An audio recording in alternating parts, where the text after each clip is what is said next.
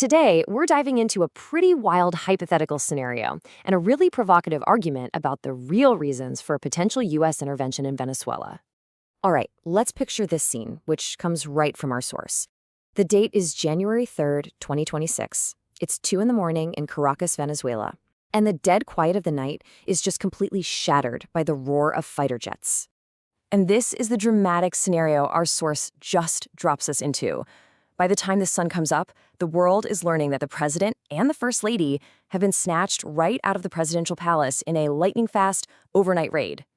But here's the thing. The source says this story isn't really about a kidnapping at all. It's about oil. Yeah, but it's also about critical minerals. And it's about a massive global chess game involving players like China, Russia, and Iran. Okay, let's get into it. So to really get the why behind a hypothetical attack like this, you have to start with the most obvious motive there is: oil. This is the story everyone kind of knows, but the history here is absolutely crucial.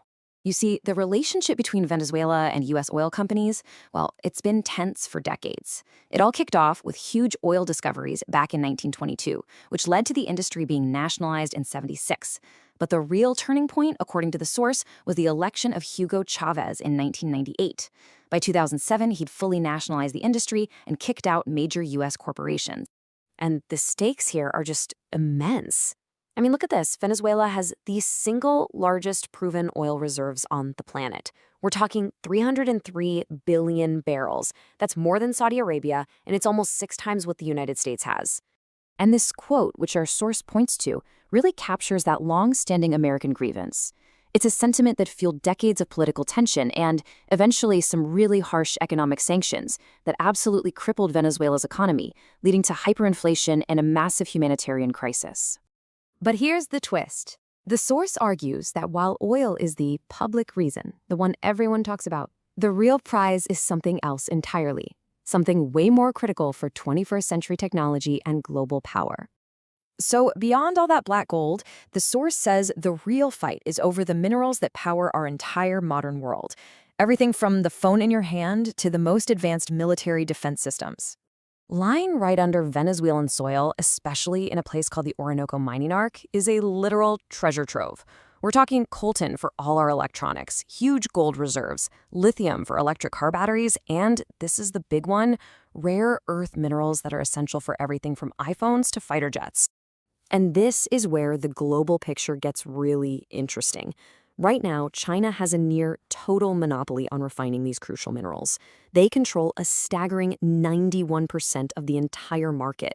Now, that creates a massive strategic vulnerability for the U.S., which has to import 70% of its rare earth minerals straight from China. So according to the source, getting control of Venezuela's untapped mineral wealth would be the single biggest move you could make to break that monopoly. Okay, so an action like this in Venezuela, it doesn't just happen in a bubble. It's like knocking over the first domino. It sends shockwaves across the entire geopolitical chessboard, and it affects every major world power in a totally different way. So let's start with Russia. Our source argues that a U.S. intervention in its own backyard gives Russia the perfect cover story for its actions in Ukraine. It puts them, as one analyst put it, on equal moral footing and pretty much guts any Western criticism. Then you've got China. For them, the implications are just as huge. The source suggests that if the U.S. sets a precedent that it's okay to intervene in another country to protect your own interests, well, you've just handed China a powerful argument to justify its own long-held ambitions for Taiwan. And then there's Iran.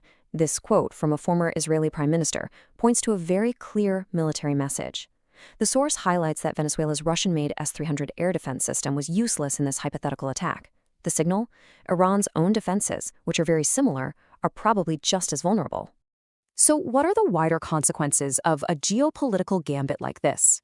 Our source actually uses a country like Pakistan as a case study to show how an event like this can affect nations that aren't even directly involved. The source lays out 5 critical implications, using Pakistan as the example. First up, oil markets. You'd get stable prices in the short term, but the power structure of OPEC would be changed forever. Second, it's a balancing act.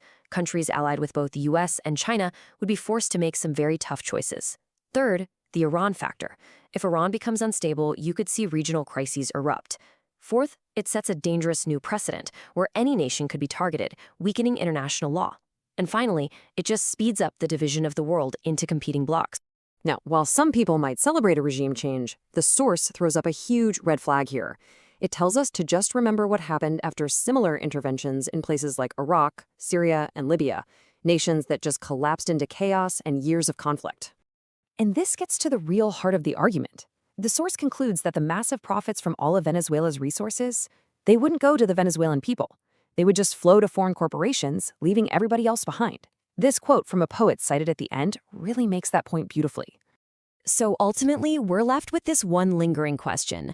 When these giants are playing their global chess games for resources and for power, who are the real pawns on the board? And who is it that truly pays the price?